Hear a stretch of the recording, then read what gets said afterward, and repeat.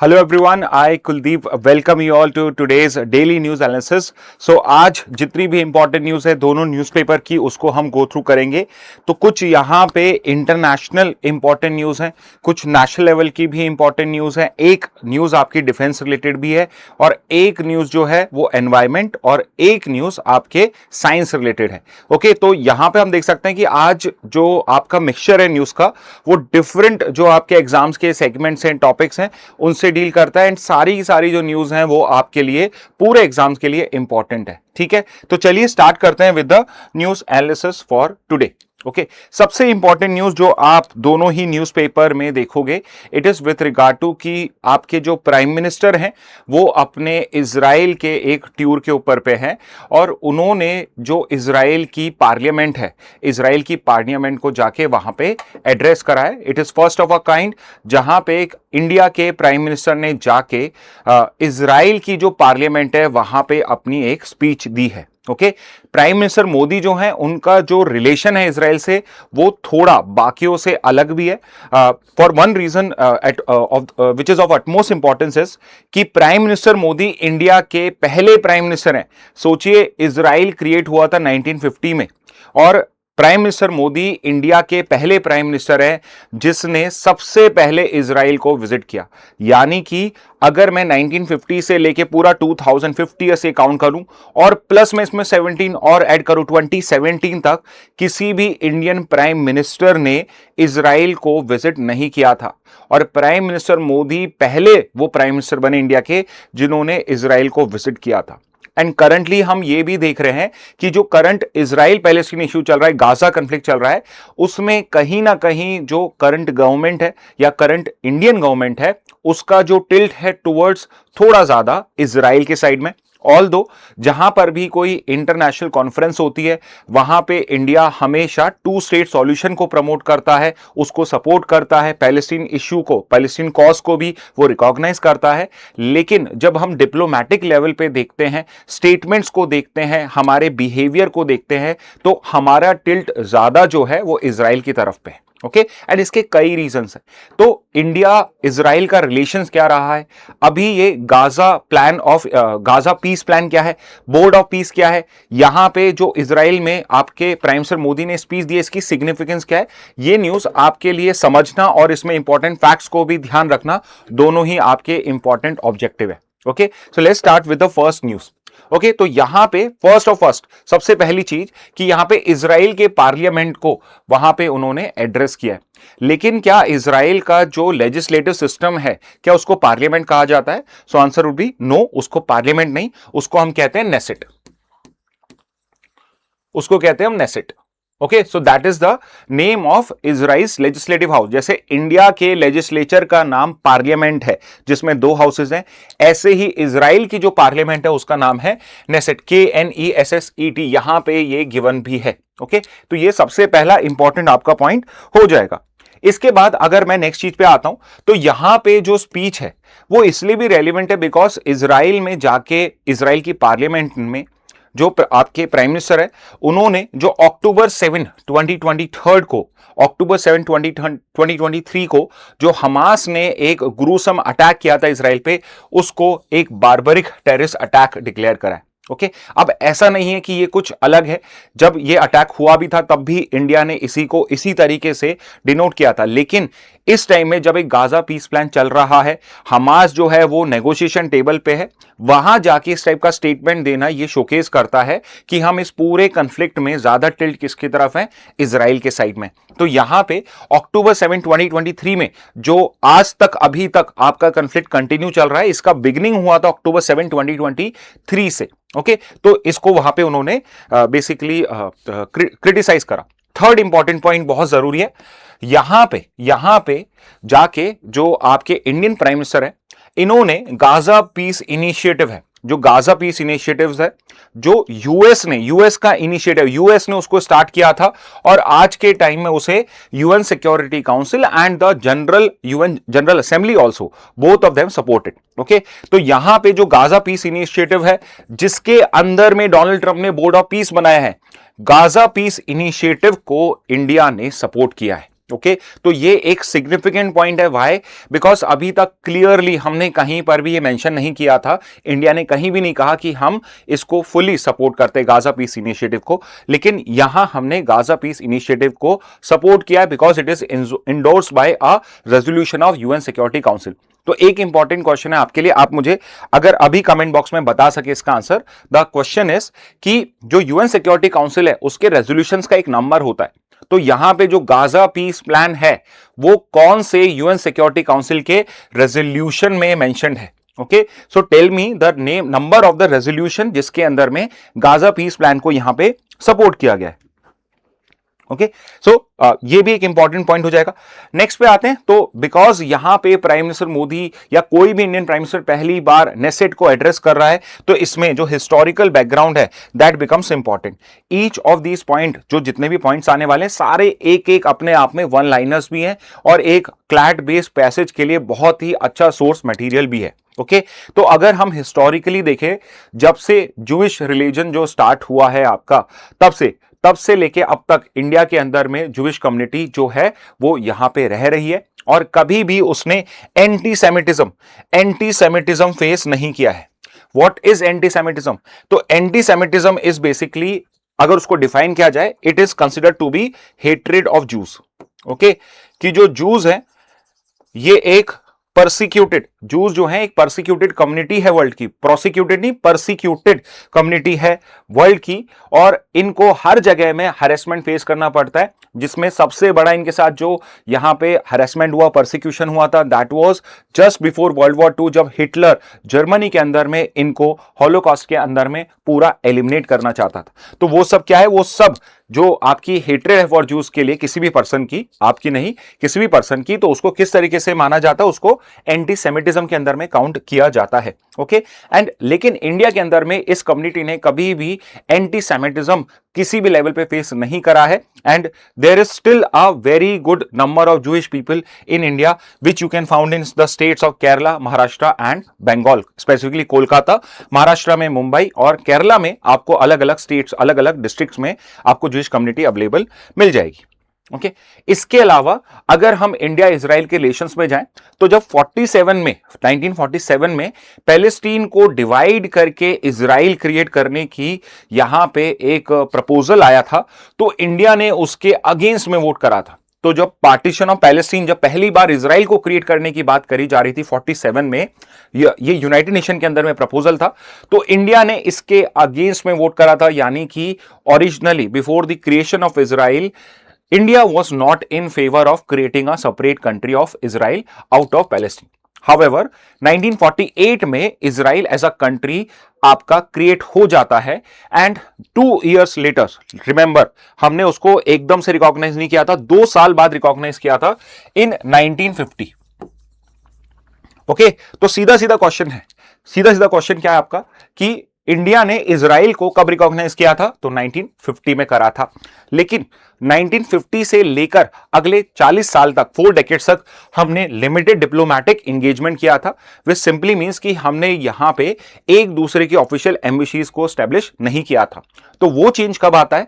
तो वो चेंज आता है आपके 1992 में जाके, जब फुल डिप्लोमैटिक रिलेशन स्टैब्लिश हो जाते हैं इन 1992। तो 1992 में जाके हमारे और इजराइल के बीच में फुल डिप्लोमैटिक रिलेशन स्टैब्लिश होते हैं। तो ये भी एक इंपॉर्टेंट डेट है। इसके बाद जो मैंने इंट्रोडक्शन में आपको बताया, वेरी इंपॉर्टेंट पॉइंट कि भाई प्राइम मिनिस्टर मोदी का जो रिलेशन है इजराइल के साथ में, ये क्यों इंपॉर्टेंट है? Because prime minister Modi is the first Indian prime minister जिसने इजराइल को विजिट किया था। Okay so this becomes important point for you. और किस ईयर में गए थे? 2017 में गए थे। कहीं ना कहीं ये जो विजिट है ये शोकेस करती है कि इंडिया ने अब कहीं ना कहीं पैलेस्टीन से मूव करके आपका जो इजराइल है उसको अब एक ओपनली सपोर्ट देना स्टार्ट कर दिया है। ओके और इसकी जो रिलेशनशिप है इंडिया और इजराइल की, इसको हम कैसे यहां पे कैसे इसको डिस्क्राइब करते हैं? सो इंडिया और इजराइल के रिलेशन को हम कहते हैं स्ट्रैटेजिक पार्टनरशिप। स्ट्रैटेजिक पार्टनरशिप अगर कहीं आप पढ़ो, उसका मतलब क्या होता है? स्ट्रैटेजिक पार्टनरशिप जो इंटरनेशनल रिलेशन से रिलेटेड एक टर्म है, इसका मतलब यह है कि हम यहां पे टेम्पररी या on a case to case basis पे अपनी पार्टनरशिप नहीं कर रहे हैं। एग्जाम्पल के लिए कि अगर इजराइल डिफेंस इक्विपमेंट्स बनाता है तो इंडिया और इजराइल अगर इंगेजमेंट कर रहे हैं तो वो सिर्फ उस डिफेंस इक्विपमेंट के बाय और सेल की नहीं कर रहे हैं, हम यहां पे एक लॉन्ग टर्म रिलेशनशिप स्टैब्लिश करना चाहते हैं और उसमें जितने भी हमारे सेक्टर्स हैं सारे के सारे एक दूसरे से इंगेजमेंट के लिए ओपन है। ओके, तो ये मतलब होता है स्ट्रैटेजिक पार्टनरशिप का, यानी कि हम यहां पे एक लॉन्ग टर्म रिलेशनशिप जो है वो बिल्ड करना चाहते हैं। Okay, so I hope you have understood this point कि यहां पे इंडिया और इजराइल क्या करना चाह रहे हैं। ओके, इसके बाद बहुत ही इंपॉर्टेंट पॉइंट पे आ जाते हैं हम, क्योंकि यहां जो ये आपको पॉइंट दिख रहा है ये इंडिया की आज भी इजराइल पैलेस्टीन को लेके ऑफिशियल पोजीशन है। कल इजराइल पैलेस्टीन का जो भी रेजोल्यूशन निकल के आता है उसमें एज ऑफ नाउ इंडिया जो है वो यहां पे टू स्टेट जो सॉल्यूशन है उसको यहां पे बैक करता है। What exactly is a two state solution? So like I said कि 1948 से पहले there was only Palestine, there was only a state of Palestine. It was only in 1948 कि आपका स्टेट ऑफ इजराइल क्रिएट होता है।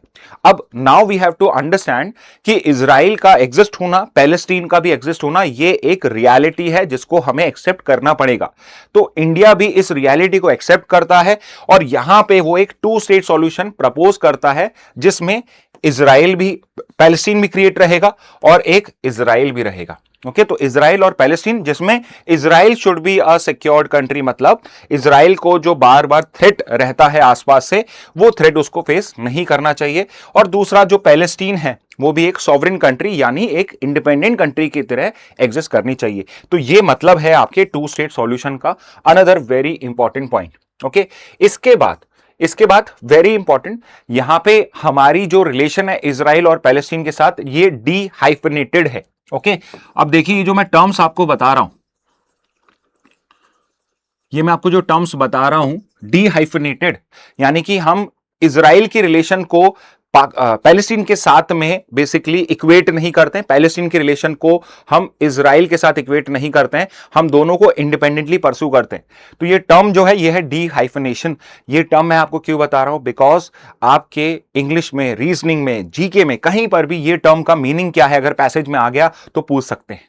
Okay, इसके बाद India जो है दोनों साइड से डिप्लोमेटिक एंगेजमेंट जो है वो एंगेज करके रखता है। ओके, यहां पे प्राइम मिनिस्टर मोदी ने जो गाजा पीस इनिशिएटिव को एंडोर्समेंट दिया है वो क्या है वो भी समझ लेते हैं। तो यहां पे ये सिक्योरिटी काउंसिल रेजोल्यूशन के अंडर में आता है। ओके, आदित्य हैज सेड कि उसको कोई आइडिया नहीं है। मैंने आपसे फर्स्ट पेज पे पूछा था कि सिक्योरिटी काउंसिल का रेजोल्यूशन नंबर कौन सा है, ये मैं आंसर आपको यहां नहीं दूंगा। ये आपका एक जो इसके एंड में 21 जी के क्वेश्चंस आने वाले हैं, उन 21 जी के क्वेश्चन में से एक क्वेश्चन जो है वो आपका इस सिक्योरिटी काउंसिल का रेजोल्यूशन है जो हम पहले भी पढ़ चुके हैं, इसलिए I expect you would answer it. Okay, और Navyansh, hi sir ECDC, I don't know आप क्या कर रहे हैं, आपको कुछ सवाल है तो you can still ask me. Anyway, तो यहां पे ये जो गाजा पीस इनिशिएटिव है this is a long term plan जिसमें हम गाजा को एक safe, secured country, independent country create करना चाहते हैं। At the same time we are aware कि यहां पे गाजा जो है वो वापस से वोलेटाइल हो सकता है, टेररिस्ट एक्टिविटीज जो है वो हमास वापस इनिशिएट कर सकता है जिससे इजराइल को इनसिक्योरिटी हो सकती है। तो हम यहां पे जो गाजा है उसको एक सिक्योरिटी पैरामीटर के अंदर में डेवलप करने की, सो दैट उसके जो ह्यूमन डेवलपमेंट इंडिकेटर्स है उनको बेटर कर सके, उसके लिए गाजा पीस इनिशिएटिव अनाउंस करा गया है, जिसके अंदर में हमारा सबसे पहला एम है जो करंट आपका इजराइल और हमास के बीच में कंटिन्यूअस वॉर चल रहा है उस पर सीज फायर करना और उसको फ्यूचर के लिए डी एस्केलेट करना। सेकेंड इज वी वांट कि वहां पे ह्यूमैनिटेरियन रिलीफ जो है गाजा में उसको हम रीच आउट करवा सके, सिंपली बिकॉज कि जब से ये वॉर चल रहा है पिछले 2 साल से around more than 70 to 80,000 civilians have died in Gaza. तो यहां पे many people have died because they could not get proper humanitarian relief, and वहां पे फैमिन भी है। फैमिन का मतलब होता है acute shortage of food।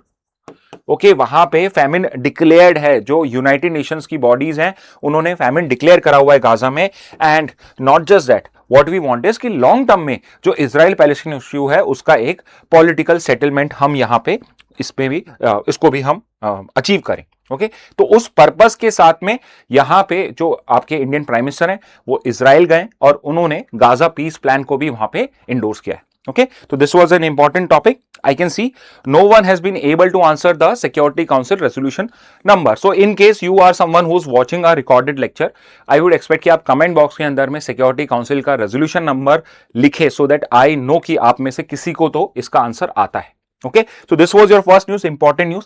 Let's move to the next news because we have a lot of news to cover. Okay, so again this is related to your USA के politics से relate करता है, लेकिन वहां पे एक स्पेसिफिक एड्रेस होता है जो प्रेसिडेंट यूएस की पार्लियामेंट को देता है. तो देखिए यहां पे इंडियन के प्राइम मिनिस्टर इजराइल की पार्लियामेंट में जाके बोल रहे हैं, और यूएस का जो प्रेसिडेंट है अब वो कहां पे स्पीच दे रहा है, वो दे रहा है स्पीच वहां की पार्लियामेंट के अंदर में. ओके, तो जैसे इंडिया की लेजिस्लेटिव हाउस को पार्लियामेंट कहते हैं, इजराइल की पार्लियामेंट को नेसेट कहते हैं, ऐसे ही यूएस की जो पार्लियामेंट है उसको यूएस कांग्रेस कहा जाता है. ओके, उसको यूएस कांग्रेस कहा जाता है. और इसमें दो हाउसेज हैं, एक है हाउस ऑफ रिप्रेजेंटेटिव. तो जैसे इंडिया में लोकसभा होता है, ऐसे वहां पर भी सिमिलर वे में हाउस ऑफ रिप्रेजेंटेटिव्स होता है जो इलेक्टेड होते हैं. दूसरा होता है उसमें सेनेट. जैसे इंडिया में राज्यसभा है, ऐसे ही वहां पे सेनेट होता है जो आप कह सकते हो कि वहां पर स्टेट्स को रिप्रेजेंटेशन देता है. हाउएवर अनलाइक इंडिया, राज्यसभा में पॉपुलेशन के बेसिस पे डिफरेंट स्टेट की सीट्स होती हैं. यहां पे जो यूएस है उसके सेनेट के अंदर में irrespective of the geographical size of a state और द पॉपुलेशन ऑफ स्टेट, हर स्टेट की 2 वहां पे सीट्स होती हैं. ओके, तो 50 स्टेट्स हैं वहां पे, तो 100 सीट्स यहां पे आपको सेनेट पे मिलेगी. ओके, तो यहां पे जो यूएस का जो प्रेसिडेंट है, यूएस एक प्रेसिडेंशियल सिस्टम है, तो यूएस का जो प्रेसिडेंट है वो जो यूएस कांग्रेस को है एक एड्रेस करता है. यूएस कांग्रेस को एक एड्रेस करता है. ये एक जॉइंट एड्रेस होता है. जॉइंट एड्रेस का मतलब है कि हाउस ऑफ रिप्रेजेंटेटिव और सेनेट, ये जो दोनों हाउसेज हैं ये एक साथ बैठते हैं. ओके, ऐसा ही कुछ इंडिया में भी होता है. तो यहां पे जो यूएस प्रेसिडेंट है, यूएस के कॉन्स्टिट्यूशन में उसकी ऑब्लिगेशन है कि उसको इन दोनों हाउसेस को साल में एक बार एड्रेस करना है, उसको एक बार का वहां पे जाके स्पीच देनी है. और उस स्पीच का एक स्पेसिफिक नाम है, स्पीच का नाम है state of the union address और स्पीच. तो यहां पे स्टेट ऑफ द यूनियन किससे रिलेट करता है? So it relate to USA का प्रेसिडेंट जो यूएस की कांग्रेस को जाके एनुअली एक स्पीच प्रोवाइड करता है जॉइंट सेशन को, that is the state of the union. Okay, और यहां पे Donald Trump who wants to be in news, who wants to make new unnecessary world records etc. यहां पर भी इन्होंने एक unnecessary long speech देखी जिसका वैसे कोई रेलिवेंस नहीं है. एंड जो फैक्ट चेकर्स है, they have pointed out कि it is full of lies, it is totally non factual, it is all opinion based. Okay, तो इस स्टेट ऑफ द यूनियन का एक्चुअल में कोई रेलिवेंस नहीं है, लेकिन फिर भी एक रेलिवेंस क्या है कि यहां पे यूएस प्रेसिडेंट ने एक और यूएस वर्ल्ड रिकॉर्ड बनाया, which is it is the world record of making the longest state of the union address as of now. तो आज तक के जो यूएस हिस्ट्री में, यूएस कांग्रेस की हिस्ट्री में डिफरेंट प्रेसिडेंट ने state of the union address दिया है, उसमें जो लॉन्गेस्ट स्पीच आज तक की है वो यही है जो 108 मिनट्स की, करीब 1 hour 48 मिनट्स की थी, जो लॉन्गेस्ट स्पीच बन चुका है. लेकिन इस state of the union address के अंदर में कुछ भी रेलिवेंट नहीं है.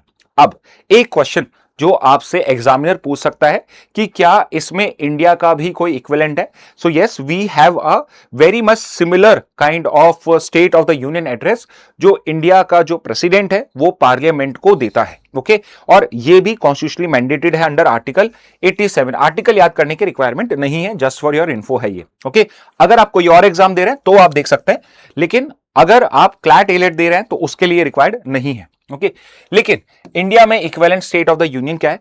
तो इंडिया के अंदर में भी आपके कॉन्स्टिट्यूशन में देयर इज अ रिक्वायरमेंट कि जो प्रेसिडेंट है वो भी पार्लियामेंट के जॉइंट सेशन को एड्रेस करेगा, and it would do it at 2 particular occasions. One being कि जब भी कोई भी नई गवर्नमेंट चुन के आएगी, पहली बार जब आपकी पार्लियामेंट सिट करेगी आफ्टर एन इलेक्शन, तो जो पहला सेशन होगा उसको यहां पे कौन एड्रेस करेगा? प्रेसिडेंट एड्रेस करेगा. सेकंड जो है, हर साल का जो पहला सेशन होता है, यूजुअली बजट सेशन होता है फरवरी में, तो जो बजट सेशन का इनिशिएशन होता है उस एड्रेस को भी, उसके भी इनिशिएशन में यहां पे एक स्पीच आएगी from the president of India. लेकिन यहां पे क्या आपको समझना है कि यूएस का जो प्रेसिडेंट है वो जो स्पीच देता है वो यूएस प्रेसिडेंट की खुद की स्पीच होती है। प्रेसिडेंट खुद अपनी स्पीच को प्रिपेयर करता है और अपना एजेंडा पुट फॉरवर्ड करता है।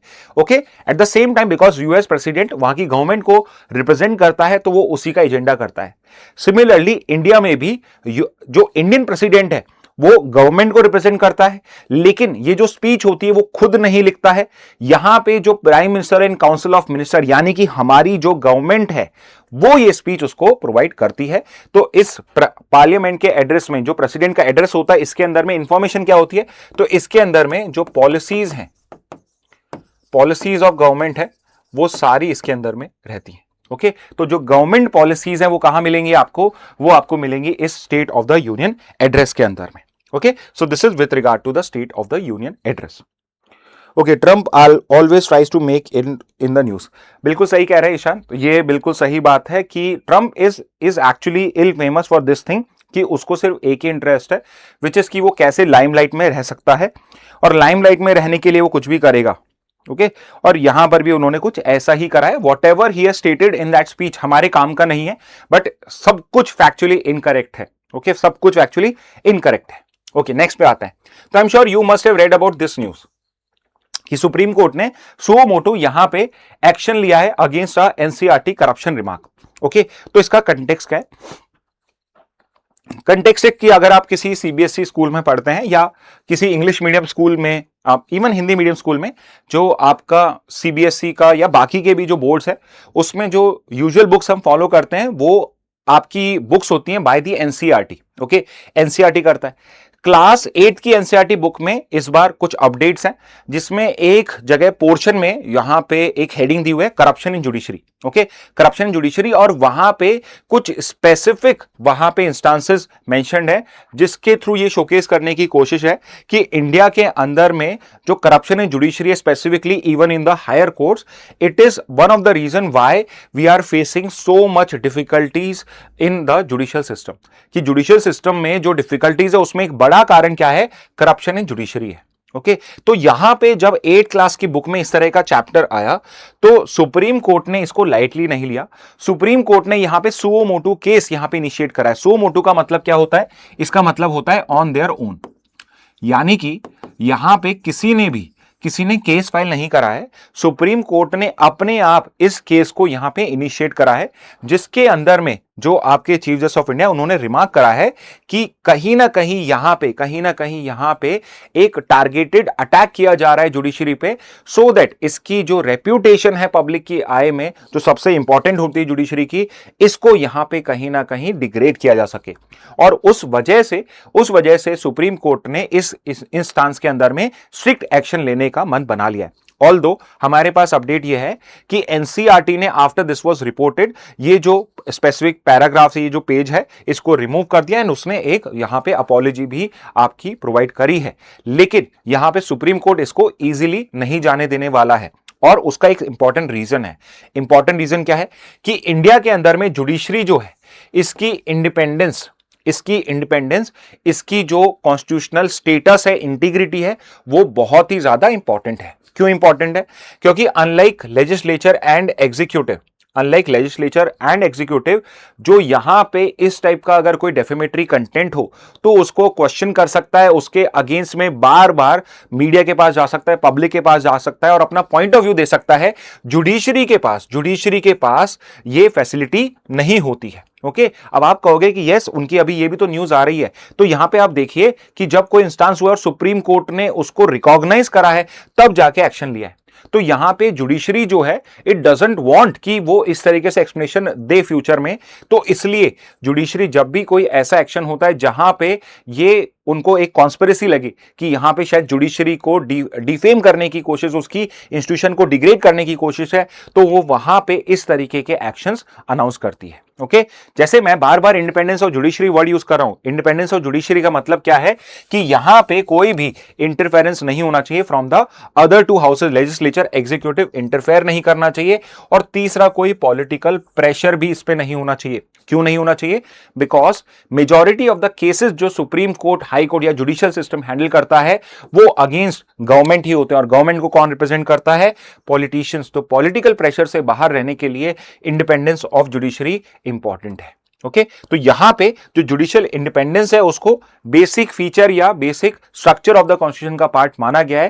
That is also one reason कि why judiciary is so worried about any such kind of allegation which are not backed. Okay तो यहां पे डिफरेंट यहां पे कंसर्न शोकेस करे गए हैं कि भाई लैक ऑफ एजुकेट जजेस हैं, बैकलॉग है, लेकिन करप्शन इन जुडिशरी को सबसे ऊपर रखा गया है कि that is also one of the reason, and this point of in the NCERT book is actually not backed by facts. तो किस बेसिस पे आप ये एलिगेशन पुट अप कर रहे हो? तो इससे कुछ कंसर्न्स रेज होते हैं, जैसे कि it is a matter of institutional reputation, क्योंकि एक बार अगर इंस्टीट्यूशनल रेप्यूटेशन खराब हो जाती है, स्पेसिफिकली जब आप क्लास 8 के स्टूडेंट्स को ये पढ़ा रहे हो, तो it becomes very difficult to change that narrative. दूसरा क्या है? जुडिशरी में पब्लिक का कॉन्फिडेंस जो है वो इसी पे बेस्ड है कि जुडिशरी जो है वो इनकरप्टिबल है, कि अगर मैं जजेस के पास जाऊंगा तो मुझे जस्टिस मिलेगा।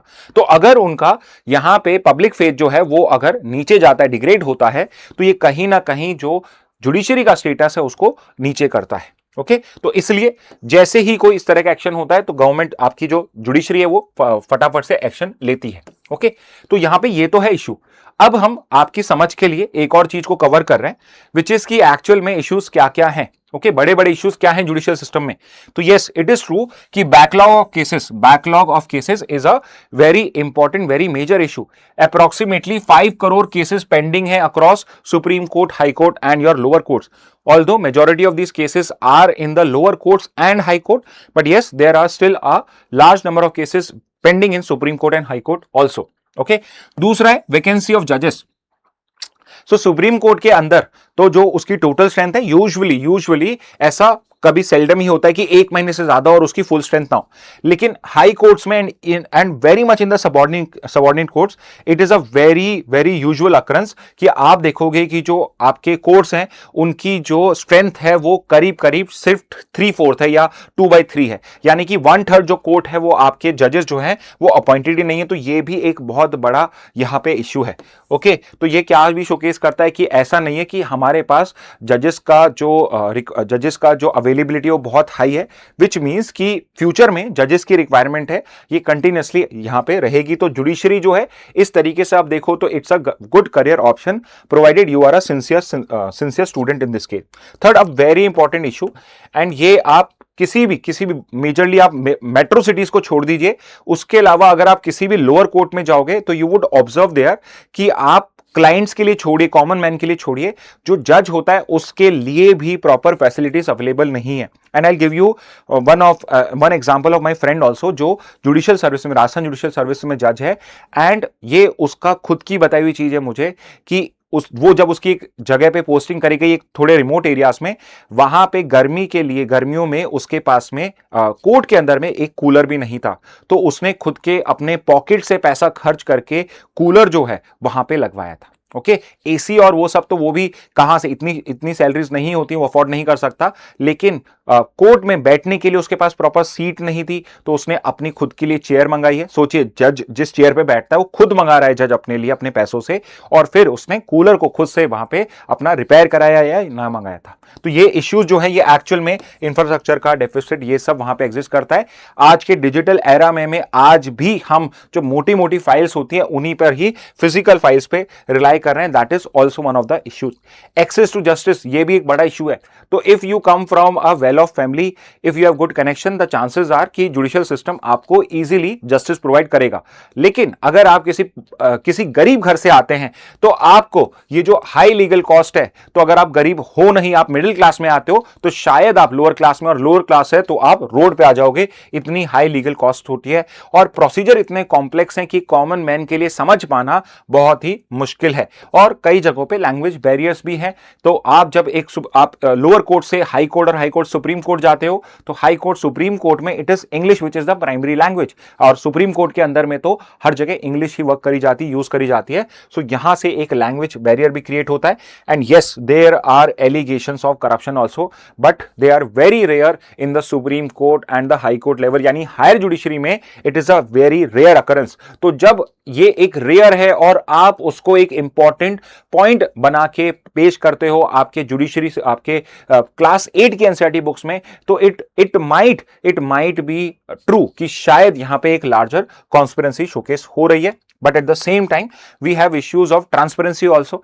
अभी जो जजेस का अपॉइंटमेंट है हायर कोर्ट्स में, सुप्रीम कोर्ट्स में, that is based on the collegium system, जो आज भी हम कह सकते हैं कि एक ओपेक सिस्टम है। और यहां पे नेपोटिज्म या फेवरेटिज्म के भी जो इश्यूज हैं, इस टाइप के केसेस हैं, बार बार रेज करे जाते हैं। तो एक्चुअल में अगर हम इश्यूज देखते हैं तो ये रियल इश्यूज हैं, जो जिसमें आपका जो एलिगेशन ऑफ करप्शन है ये प्राइमरी इश्यूज में से नहीं आ सकता है, ये आपके जो सेकेंडरी इश्यूज हैं, टर्शियरी इश्यूज हैं, उसमें ये फिर भी आ सकता है।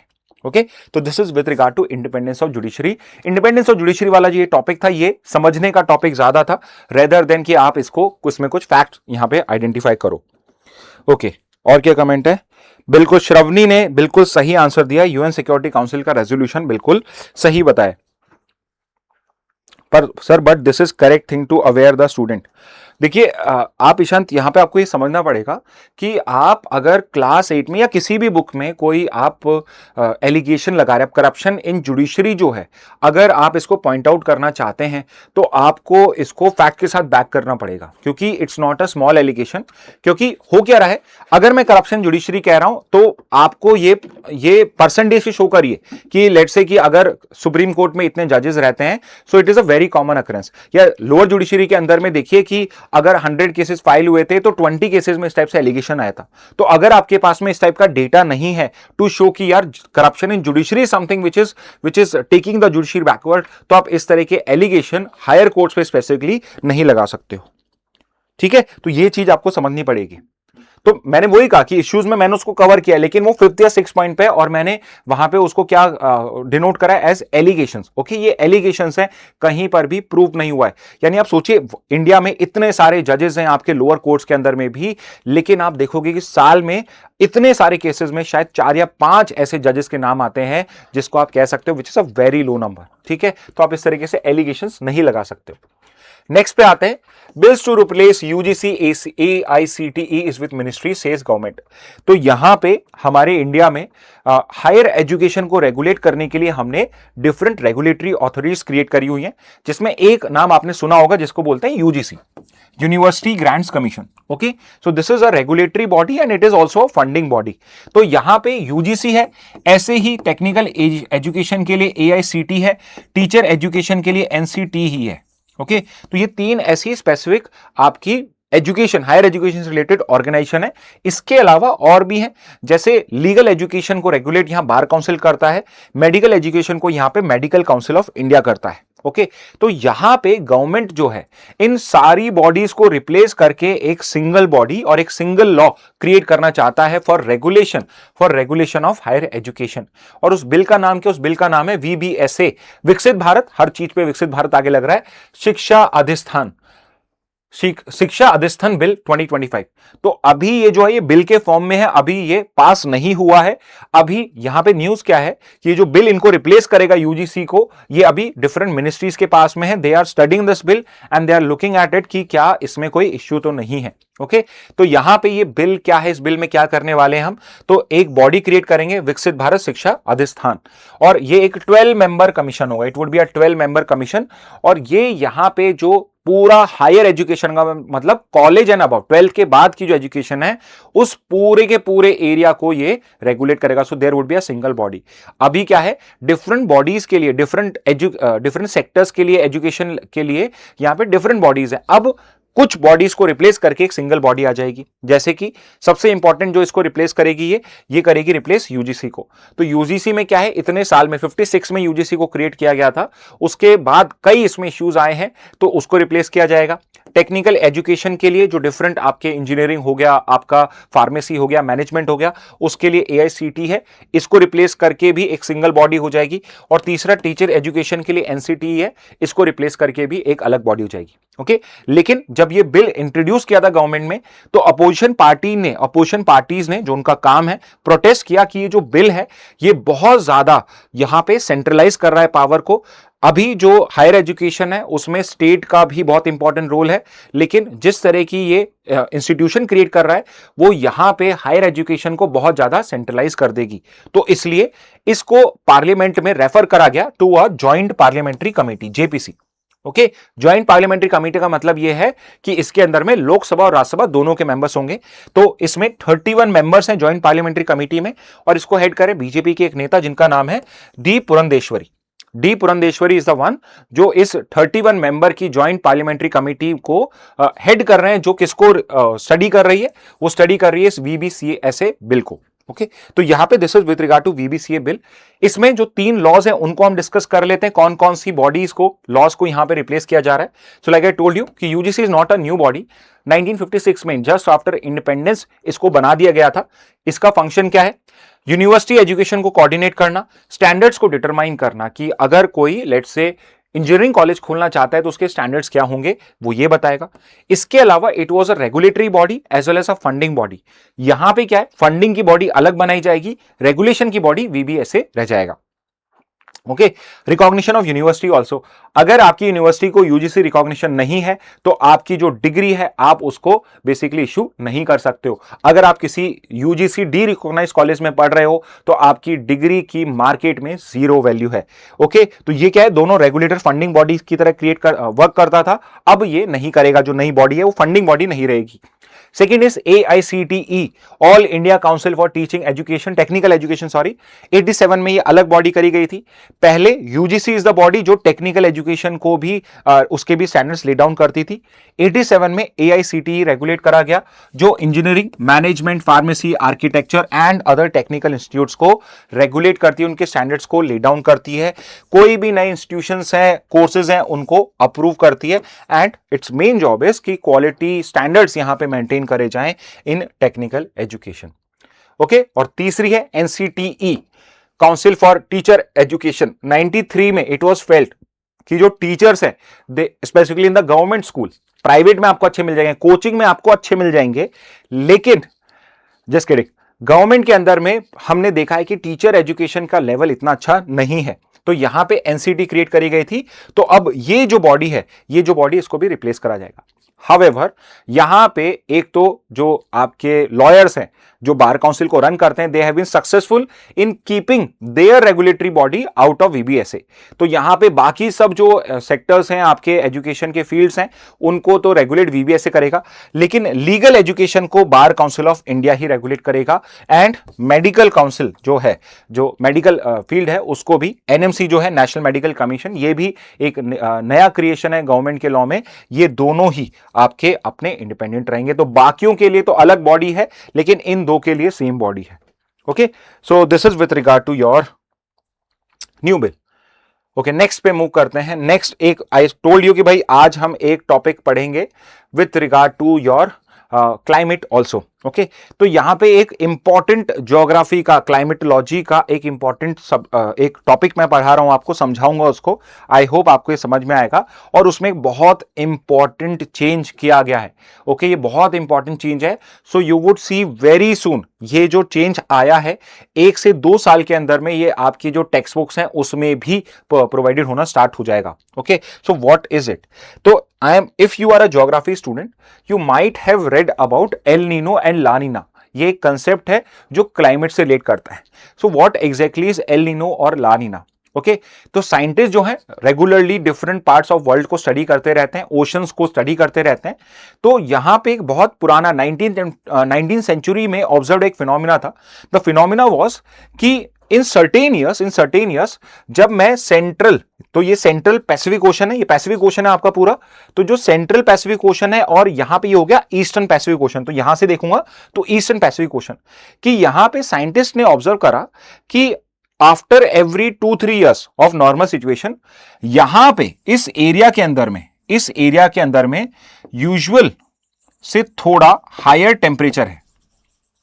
ओके, कितना हाई टेम्परेचर? तो लेट्स से अगर यहां पे ओशन टेम्परेचर 3 डिग्री 4 डिग्री रहता है, 4 डिग्री रहता है यहां पे, तो 3.4 की जगह 4.5 डिग्री दिख रहा है। ओके, या 4.7 डिग्री दिख रहा है, यानी there is a minute change. लेकिन यहां पे आप ये देखिए कि वाटर का जो मिक्स है, वाटर की क्वांटिटी कितनी ज्यादा है। तो साइंटिस्ट ने ऑब्जर्व करा कि इन सर्टेन ईयर्स जो सेंट्रल और आपका ईस्टर्न पैसिफिक ओशन है वहां पे जो वाटर है it is warmer than usual. Okay, थोड़ा सा इसमें डिफरेंस है। और यहां पे साइंटिस्ट ने ऑब्जर्व करा कि जब भी ये फिनोमिना होता है इसका इंपैक्ट सिर्फ यहीं पे लिमिटेड नहीं होता है, इसका पूरे वर्ल्ड के क्लाइमेट पे, स्पेसिफिकली रेन सिस्टम पे होता है। जैसे कि इट हैज बीन ऑब्जर्व्ड कि जब भी एल नीनो सिचुएशन होती है, अगर मैं इंडिया की बात करूं तो इंडिया में तब ये ड्राउट लेकर आता है। So it's a situation of drought in India. Okay, और यहां पे जो बाकी का अमेरिकन कॉन्टिनेंट है, बाकी के जो एरियाज हैं, साउथ ईस्ट एशिया है, वहां पे क्या होता है, वहां पे हैवी रेनफॉल्स आती हैं। ओके, ऑस्ट्रेलिया के अंदर में हैवी रेनफॉल्स आती हैं यहां पे। ओके, और इसका एक अपोजिट फिनोमिना भी देखा जाता है कि तो कुछ टाइम में जैसे नॉर्मल सिचुएशन है कि अगर मैं 10 ईयर का एवरेज निकालूं तो 7 ईयर्स में ये नॉर्मल कंडीशन रहेगी। लेकिन एक साल ऐसा आएगा जहां पे यूजुअल से टेम्परेचर ज्यादा है, और एक साल ऐसा आ सकता है, 2 साल ऐसे आ सकते हैं जहां पे जो टेम्परेचर है वो यूजुअल से कम है थोड़ा सा। ओके, तो यहां पे जब यूजुअल से ज्यादा है उसको एल नीनो कहा गया। ओके, मैंने यहां पे ये वाला डायग्राम पढ़ा दिया आपको, ये होना चाहिए, ये है वार्मा। ओके, तो दिस वाज एल नीनो। यहां पे इसको, इस डायग्राम को फॉलो करना। और कई बार यहां पे देखा गया कि यूजुअल से कम टेम्परेचर है।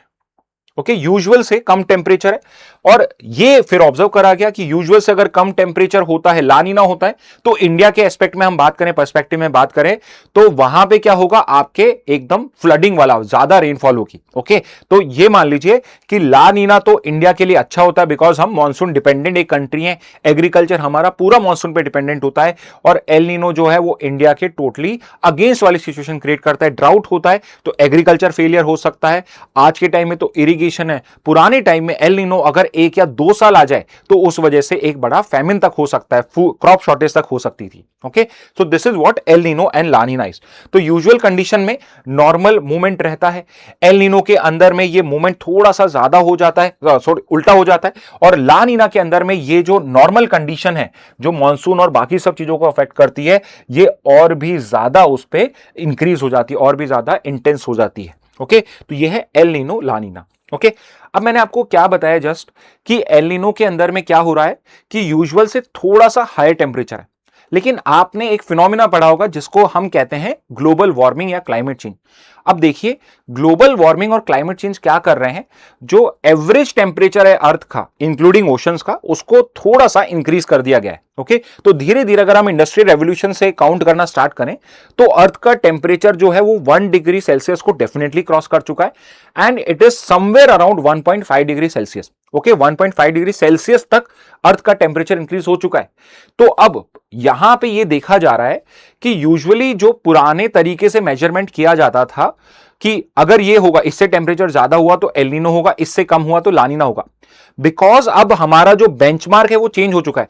ऐसे समझिए कि अगर यूजुअल सिचुएशन के अंदर में, नॉर्मल कंडीशन में यहां पे टेम्परेचर 4 डिग्री सेल्सियस रहता था, लेकिन बिकॉज ऑफ ग्लोबल वार्मिंग यहां का नॉर्मल कंडीशन में टेम्परेचर जो है वो लेट्स से 4.5 डिग्री सेल्सियस रह चुका है।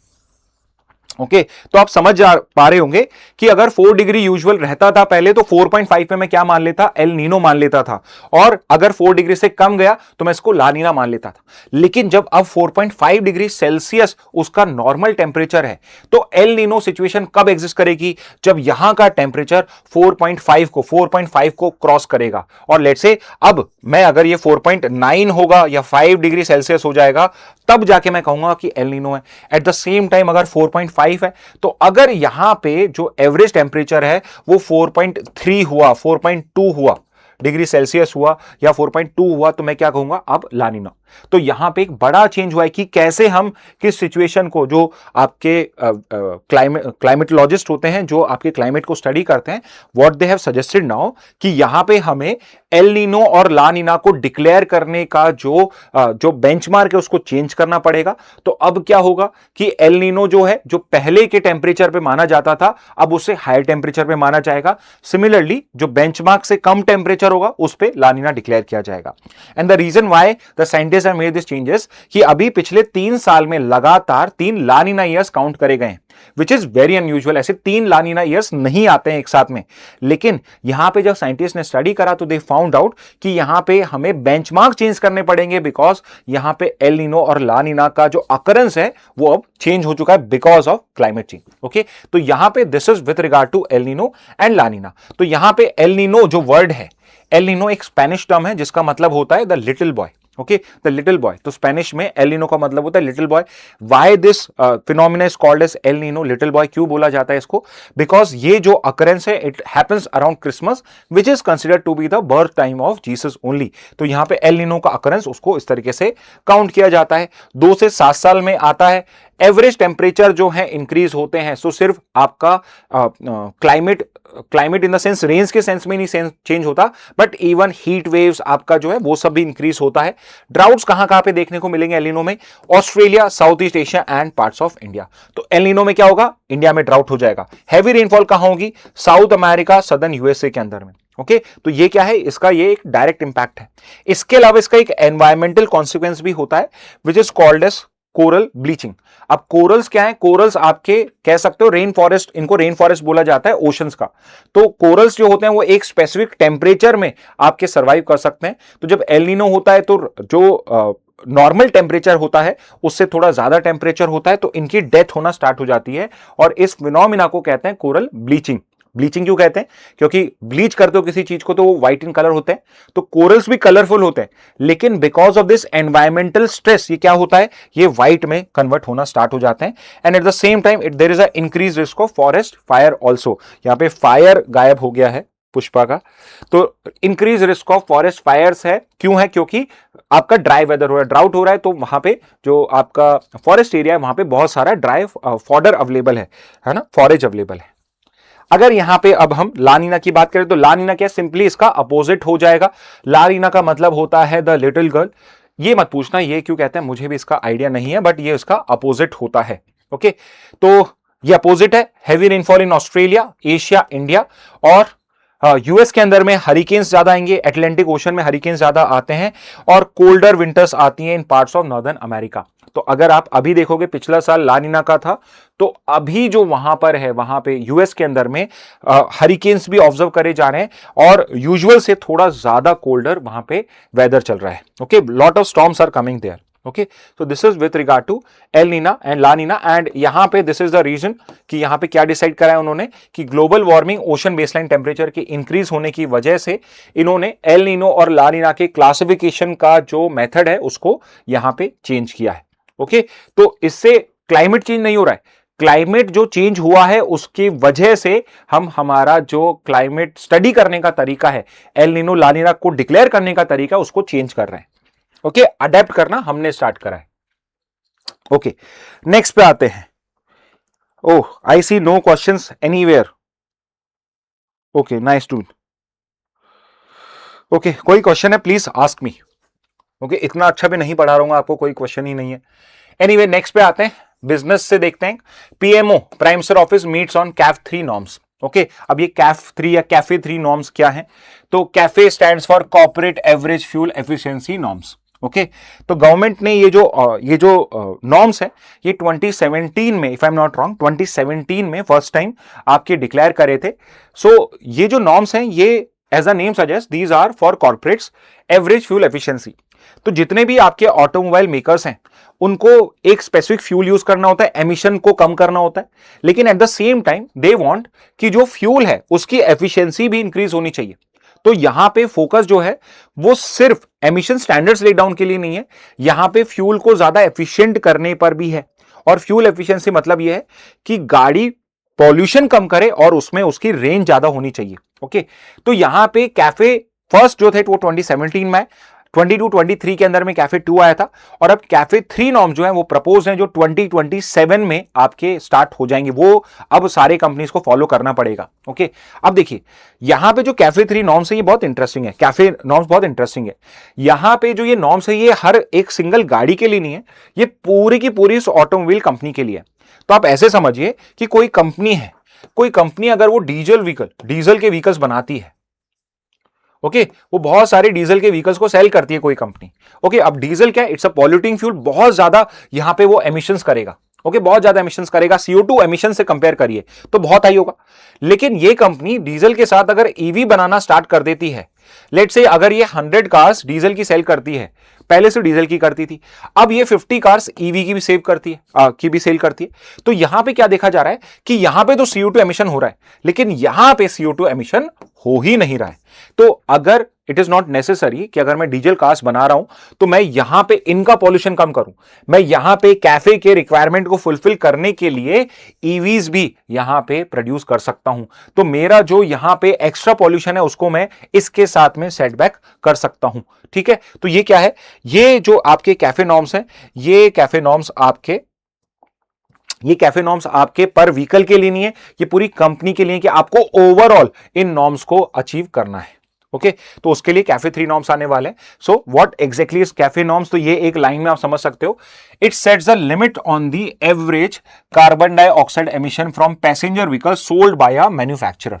ओके, तो यहां पे जो एवरेज आपका CO2 एमिशन है from a passenger vehicle, commercial vehicle के लिए नहीं है, पैसेंजर व्हीकल्स के लिए, कमर्शियल व्हीकल्स के लिए नहीं है। पैसेंजर व्हीकल्स कौन से हैं, जो आप या मैं, हम लोग ड्राइव करते हैं हमारे डेली पर्पस के लिए। ओके, तो जो मैन्युफैक्चरर सेल करता है उसमें CO2 एमिशन का ये स्टैंडर्ड्स लेट डाउन करता है। यहां पे इंडिया का एम क्या है, इंडिया का एम है जो ट्रांसपोर्ट सेक्टर है उसके कार्बन फुटप्रिंट को, कितना कार्बन प्रोड्यूस कर रहे हैं उसको कम करना। ठीक है, इंडिया के जो क्लाइमेट कमिटमेंट है अंडर पेरिस एग्रीमेंट उसको अचीव करना है, और इंडिया का जो नेट जीरो टारगेट है, नेट जीरो टारगेट है उसको अचीव करना है। नेट जीरो का मतलब है कि जितना हम एमिशंस करते हैं उतना ही हम रिड्यूस भी कर रहे हैं किसी तरीके से। तो you tell me in the comment box, I expect everyone to answer this, कि इंडिया का नेट जीरो टारगेट ईयर कौन सा है। ओके, नेट जीरो का टारगेट ईयर कौन सा है, तो ये एक इंपॉर्टेंट क्वेश्चन है जो डायरेक्टली आपके एग्जाम्स में पूछा जा सकता है। और ये जो नेक्स्ट लाइन है ये बहुत इंपॉर्टेंट है, ये जो कंसेप्ट है it is a fleet wide average emission, not individual vehicle emission. सिर्फ एक व्हीकल का एमिशन पे ना मतलब नहीं कि आपको हर कार में इस कैफे 3 को करना, आपकी टोटल कंपनी जो है, कॉर्पोरेट जो है, उसका CO2 एमिशन यहां पे आपका कम होना चाहिए। ओके, और यहां पे गवर्नमेंट को कैफे 3 नॉर्म्स बनाने की पावर कहां से मिलती है, तो इंडिया में एक लॉ है energy conservation act 2001, energy conservation act है 2001 का, जो यहां पे आपकी गवर्नमेंट को इस टाइप के नॉर्म्स बनाने की पावर प्रोवाइड करता है। और इसको इंप्लीमेंट कौन करेगा, तो उसके लिए एक स्पेसिफिक बॉडी है, बी करके, ब्यूरो ऑफ एनर्जी एफिशिएंसी, उसमें एफिशिएंसी नाम ही आ गया है, bureau of energy efficiency is the implementing body for this cafe norms, तो ये इसको इंप्लीमेंट करेगी। ठीक है, अब कैफे 1, कैफे 2 और कैफे 3 है। कैफे 1 2017 में आया, कैफे 2 22 में, और कैफे 3 है ये प्रपोज है 2027 के अंदर में। ओके, यहां पे एक कंट्रोवर्सी क्या चल रही है इसमें, एक जो अभी PMO मीट कर रहा है वो किस बारे में, कि यहां पे जो स्मॉलर कार्स थी उनके लिए पहले वेवर था कि इनको ये चीज करने की जरूरत नहीं है। व्हाट वाज इट, कि उनकी जो कार्स हैं उनका अगर मैं टोटल निकालूं तो 3 ग्राम ऑफ CO2 पर किलोमीटर उनका आना चाहिए।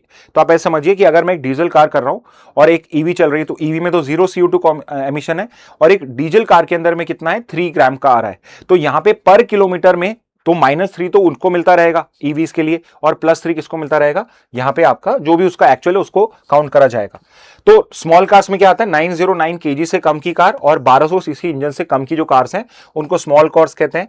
तो पहले उनको ये रिक्वायरमेंट से वेवर था, अब जो है ये वेवर हटा दिया गया है, यानी even for small cars you have to fulfil this requirement. Although heavier vehicle जो है इनका जो स्टैंडर्ड है उसको और भी इसमें थर्ड के अंदर में और भी ज्यादा टफ किया गया है। ओके, तो ये है, अगेन मैं आपको क्लियर कर देता हूं, इतना डिटेल में क्वेश्चन आपके नहीं आएगा, इन केस आएगा तो एग्जाम से पहले मैं आपको बता दूंगा ये वाला पॉइंट। क्लैट हीलेट की बात कर रहा हूं, बाकी एग्जाम्स की बात नहीं कर रहा हूं मैं। Okay, so this is cafe 3 norms. Next पे आते हैं। नेक्स्ट है इंडियन एक्सप्रेस से दो इंपॉर्टेंट न्यूज हेडलाइंस आपके लिए। पहला है HPV vaccine drive is key to battling cervical cancer. I hope all the girls in this class whoever is watching it has taken a HPV vaccine. ठीक है, तो जो ये एचपीवी वैक्सीन है, ये इंडिया का जो यूनिवर्सल इम्यूनाइजेशन प्रोग्राम है, सबको जो फ्री में वैक्सीन गवर्नमेंट देती है, उसमें इसको इंक्लूड करा हुआ है। ओके, सर्वाइकल कैंसर जो है ये एक बहुत इंपॉर्टेंट कैंसर है। इंपॉर्टेंट इन द सेंस कि इंपॉर्टेंट इस सेंस में कि ये इंडिया में बहुत ही कॉमन है। कितना कॉमन है कि ये सबसे second most common cancer in India and world है। ओके, वर्ल्ड में भी सेकंड मोस्ट कॉमन है और वर्ल्ड में इंडिया में भी सेकंड मोस्ट कॉमन है। ओके, कितना कॉमन है कि इंडिया में वर्ल्ड में जितने केसेस होते हैं उसके 1/5 यानी करीब 20% केसेस इंडिया में इसके केसेस फाइंड आउट होते हैं। Second most common cancer among women in India है। सबसे कॉमन कौन सा है? सबसे कॉमन है ब्रेस्ट कैंसर। ओके, सबसे कॉमन कैंसर कौन सा होता है विमेन में? ब्रेस्ट कैंसर है। सेकंड नंबर पे कौन सा आ जाएगा? सर्वाइकल कैंसर हो जाएगा। लेकिन good thing about treatment of cervical cancer is कि ये एक क्योरेबल कैंसर है। वर्ल्ड में सिर्फ ऐसे दो ही कैंसर्स हैं जिनको आप वैक्सीन से प्रिवेंट कर सकते हो, यानी कि बाकी कैंसर्स प्रिवेंट नहीं होते हैं वैक्सीन से। वर्ल्ड में सिर्फ दो ही ऐसे कैंसर्स हैं जो आपके प्रिवेंटेबल हैं बाय वैक्सीन। एक तो है सर्वाइकल कैंसर और दूसरा है लिवर का कैंसर।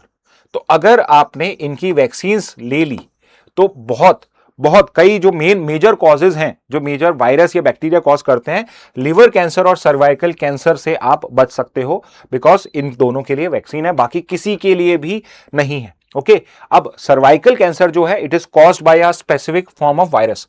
और भी रीजंस होते हैं, बट 90% जो केसेस हैं those are because of HPV virus. HPV का फुल फॉर्म क्या है? Human papilloma virus. Okay, HPV stands for human papilloma virus. तो ये जो एचपीवी वायरस है 90% केस उससे होते हैं। तो अगर मैंने वैक्सीन ले ली अगेंस्ट दिस एचपीवी तो मेरे 90% जो रीजंस हैं वो कम हो जाएंगे इस सर्वाइकल कैंसर को होने के लिए। एंड इंडिया में ये इंपॉर्टेंट इसलिए है, इसको वैक्सीनेशन को यूनिवर्सलाइज करना इसलिए इंपॉर्टेंट है बिकॉज इंडिया के ऊपर बहुत बड़ा बर्डन है। कितना? यहां देखिए 1.25 lakh women annually cervical cancer के से डायग्नोस होती हैं और उसमें से देखिए अराउंड 75,000 डेथ्स आर कॉस्ट। तो आप सोचिए कि सर्वाइकल कैंसर होने के बाद में 75,000 पीपल यानी करीब every second women dies in this case. Okay, every second women is dying. Okay, 75,000 deaths होती है 1.25 लाख केसेस के अंदर में। तो आप समझ सकते हैं कि अगर हम इसको वैक्सीन कर लें तो कितनी सारी इनोसेंट लाइव्स, ऐसी लाइफ जो बचाई जा सकती है, उनको बचाया जा सकता है। ठीक है, एक फैक्ट भी दिया हुआ है, पहली कंट्री जिसने एचपीवी वैक्सीन नेशनली अपने प्रोग्राम में इंक्लूड करी थी that was Australia and it had very wonderful results out of it. Okay, what about India? India क्या करता है? जितनी भी 14 ईयर ओल्ड गर्ल्स हैं वो उनका टारगेट ग्रुप है। स्वीडन में एक स्टडी हुई थी इन विच इट वाज फाउंड कि अगर 17 से पहले एचपीवी वैक्सीन दे दी जाती है तो उससे जो चांसेस ऑफ सर्वाइकल कैंसर है वो बहुत ज्यादा कम हो जाते हैं। तो यहां पे जितना जल्दी एचपीवी वैक्सीन होता है उतना बेटर है। तो in case you are someone जिसके एचपीवी वैक्सीन नहीं लगी है, go to a clinic near you, go to a government hospital and वहां पे आप ये लगवा सकते हैं। आपके घर में अगर कोई गर्ल है जो 14 बिलो 18 है, अबव 18 भी लगवा सकता है, कोई भी घर में है जिसके एचपीवी वैक्सीन नहीं लगी है। So my suggestion my advice to would be कि go consult your doctor and talk to them about this HPV vaccine. Okay, currently कौन सी वैक्सीन यूज कर रहे हैं? तो इंटरनेशनल वैक्सीन यूज कर रहे हैं, गार्डासिल करके। ओके, एक वैक्सीन इंडिया की कंपनी ने बनाई है, सीरम इंस्टीट्यूट है, SII, serum institute of India. It's a large pharmaceutical company of India. इसने एक वैक्सीन बनाई है सर्वावैक। ओके, सर्वावैक है, इंडिया में इसके ट्रायल हो चुके हैं। इंडियन काउंसिल जो है आपकी मेडिकल रिसर्च की, ICMR, उसने इसको अप्रूव कर दिया है, लेकिन अभी इसका WHO अप्रूवल जो है वो बचा हुआ है। नेक्स्ट 2 इयर्स में अप्रूव हो जाएगी तो इंडिया की खुद की एक सर्वाइकल कैंसर की वैक्सीन आपके सामने होगी। Okay, and that is Cervavac vaccine. Okay, एक और आपका टॉपिक ले लेते हैं, एक डिफेंस का टॉपिक भी हमारे पास में आज। सिंपल सा टॉपिक है, आपके इंडियन नेवी की एक बहुत फेमस, सबसे इंपॉर्टेंट एक्सरसाइज जो इंडियन नेवी की है वो है एक्सरसाइज मिलन। MILAN। क्या है ये एक बाइनियल मल्टीलेटरल नेवल एक्सरसाइज है। मल्टीलेटरल मतलब डिफरेंट कंट्रीज इसमें पार्टिसिपेट करते हैं। इंडियन नेवी ने इसको होस्ट किया था। 1995 में लॉन्च करी गई थी। शुरुआत में सिर्फ 4 कंट्रीज, 4 नेवीज आसपास के, इंडोनेशिया, थाईलैंड, ये सब कंट्रीज इसमें पार्टिसिपेट करती थी। लेकिन अब जो है ये एक बहुत बड़ी लार्ज स्केल की मल्टीलेटरल एक्सरसाइज बन चुकी है। इस बार का जो मिलन एक्सरसाइज था ये इसका 13th एडिशन था। ओके, 13th एडिशन था। 2 साल में एक बार, बाइनियल एक्सरसाइज है, 2 साल में एक बार करी जाती है। 13th एडिशन था, लार्जेस्ट एडिशन सो फार।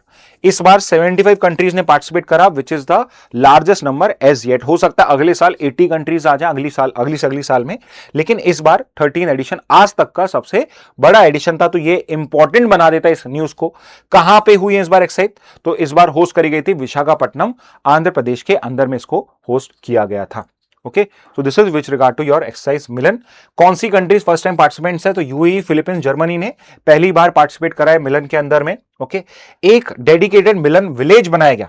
ओके, मिलन विलेज बनाया गया विशाखापट्टनम में, जिसमें सोशल एक्सचेंजेस हो सके, एक दूसरे कंट्री के डिप्लोमेटिक एक्सचेंजेस जो हैं, डिस्कशन यहां पे करे जा सके। थीम क्या थी इस बार की? थीम आपके डायरेक्ट क्वेश्चन आते हैं।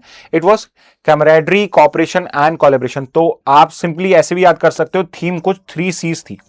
ओके, लेकिन मैंने बता तो दिया शॉर्टकट, तो ये याद करने के लिए यह सी से स्टार्ट होती है। दूसरी इंपॉर्टेंट चीज ये है कि फिर भी आप फुल फॉर्म ही पूरा ही याद करना, क्योंकि जो एग्जामिनर है बहुत स्मार्ट है। अगर वो आपसे थीम पूछेगा तो चारों ऑप्शन में, चारों सी से ही स्टार्ट करते हुए ऑप्शन आपको प्रोवाइड करेगा। तो camaraderie, corporation and collaboration was the theme of this years exercise Milan. Okay, Visakhapatnam में होस्ट करी गई थी। ओके स्टूडेंट्स, तो ये थी आज की important news from both Hindu and Indian express. I think जितनी भी इंपॉर्टेंट न्यूज़ हैं, important and lesser important news जो होती हैं, जो मिस आउट हो जाती हैं, वो सब हमने दोनों न्यूज़पेपर से कवर कर ली है।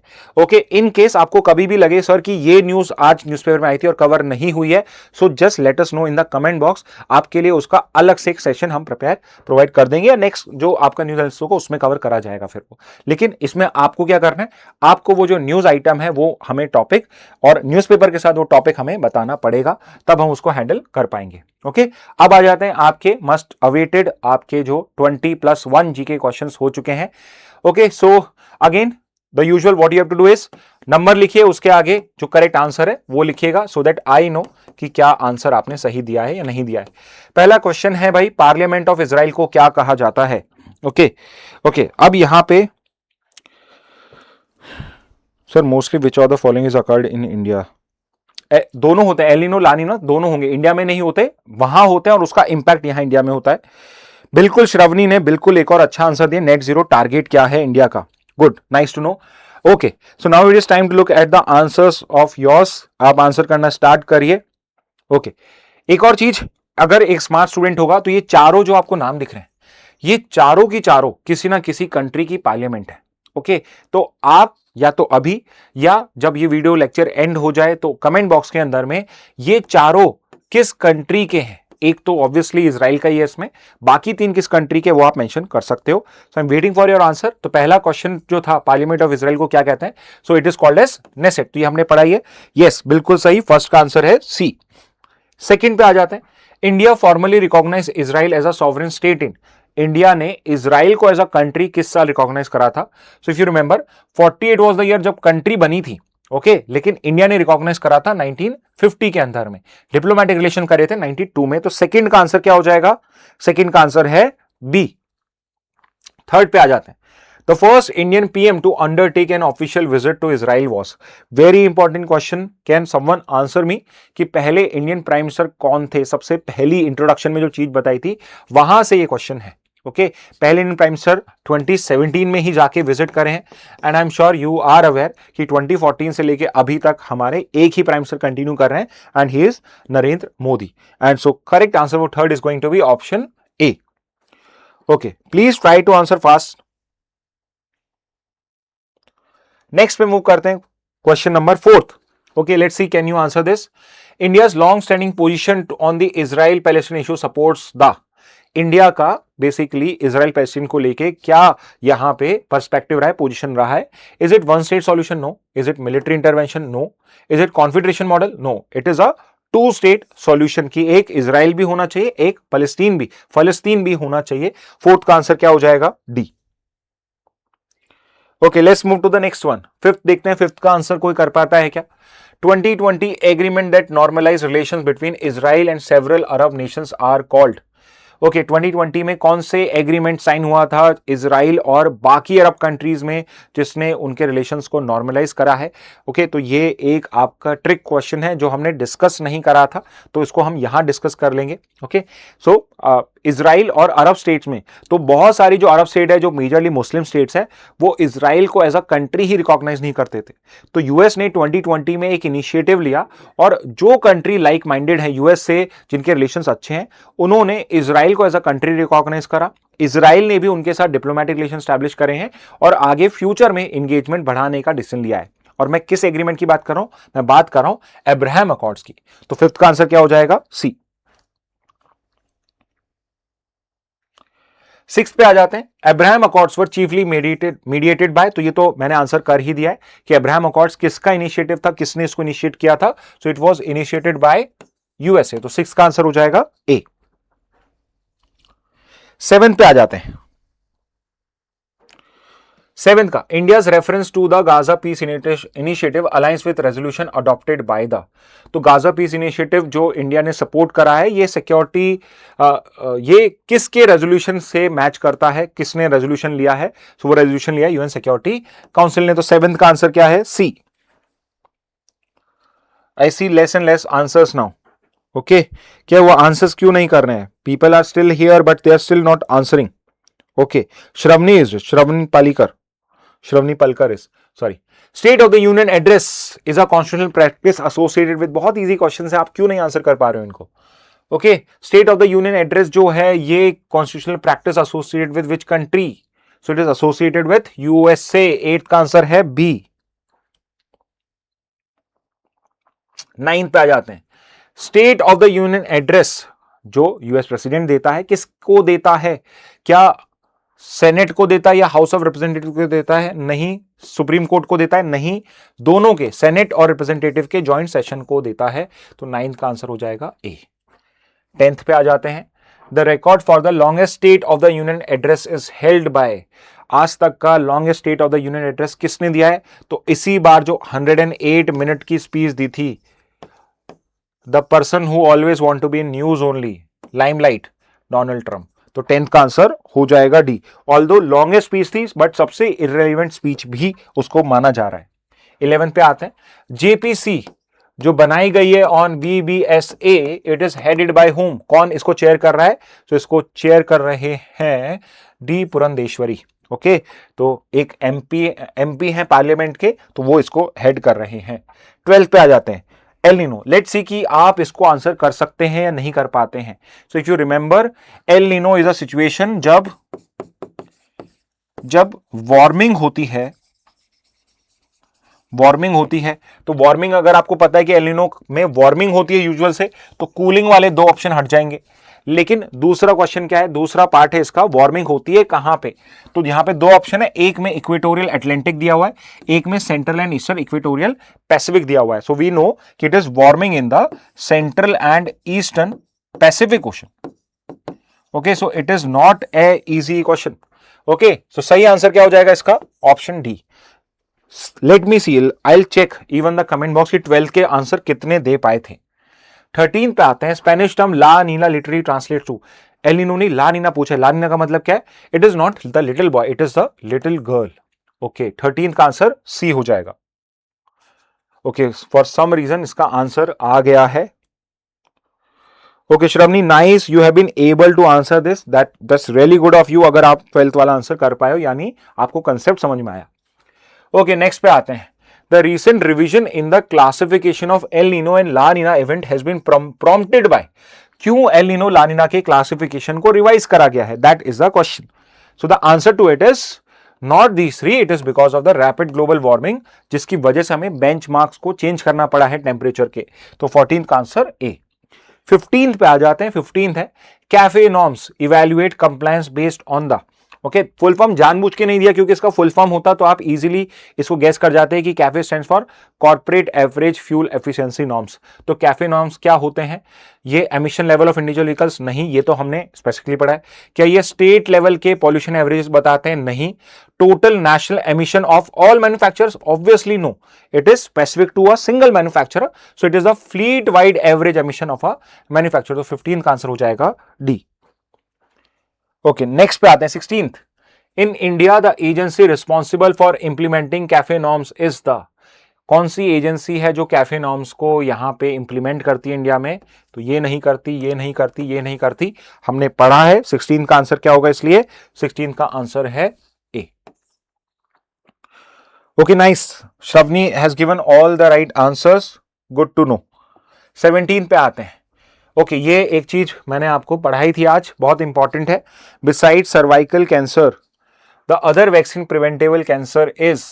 सर्वाइकल कैंसर के अलावा कौन सा एक और ऐसा कैंसर है जो वैक्सीन से प्रिवेंट हो सकता है? There is only one more such cancer. Okay, 17 का आंसर क्या दोगे आप? Okay, we know it is not skin cancer, it is not breast cancer. 17 का answer if anyone can provide, कौन सा है दूसरा apart from cervical cancer which is the other cancer which is preventable? So that is your liver cancer, not lung cancer. तो 17 का answer हो जाएगा ए। 18 पे आते हैं।